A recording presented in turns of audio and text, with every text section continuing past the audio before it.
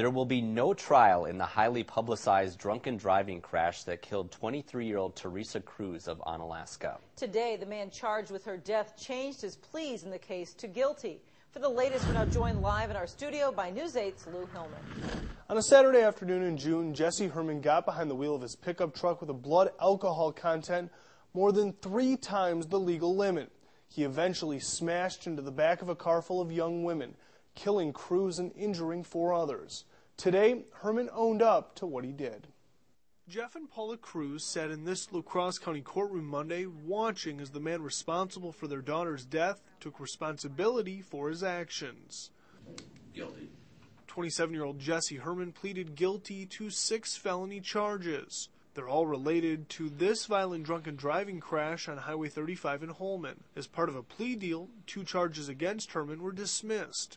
There's no such thing as restitution for what's been taken from TERESA or from us. Herrmann claims he has no recollection of what happened, partly because of injuries he suffered in the crash. Also, at the time, his blood alcohol content was 0.27. He's been very remorseful from the very beginning. He feels terrible about what happened, and he just wants to, take this and put it behind him and take what punishment he has coming to him. And Attorney Chris Doerfler says his client wrote apology letters to the victims and their families. Herrmann also wrote a separate letter to the Kroes family, expressing his remorse.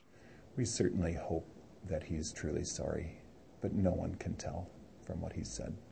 The charges Herrmann is now convicted of carry a maximum possible sentence of more than 100 years in prison. But his attorney expects him to be sentenced to much less time. I've looked at 15 years worth of cases like this, and they range anywhere from as low as 5 years or probation, and some have gone up to 30 years. Our desire, as we said before, is that he can never do this to anyone else.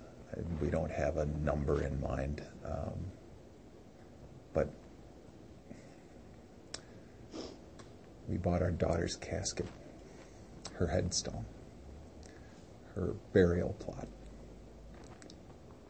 Who else should have to do that because of this man? Nobody. Now, TERESA Kroes, an Onalaska graduate, was back home for the summer at the time of the crash. She was supposed to start her first full-time job this fall. Kroes had been hired as the choral director for the North Fond du Lac School District. All right, thanks, Lou. Now, music was a big part of TERESA's life. Several memorial funds have been set up to honor her. That includes college scholarships for Onalaska graduates who want to pursue a degree in music education or music performance.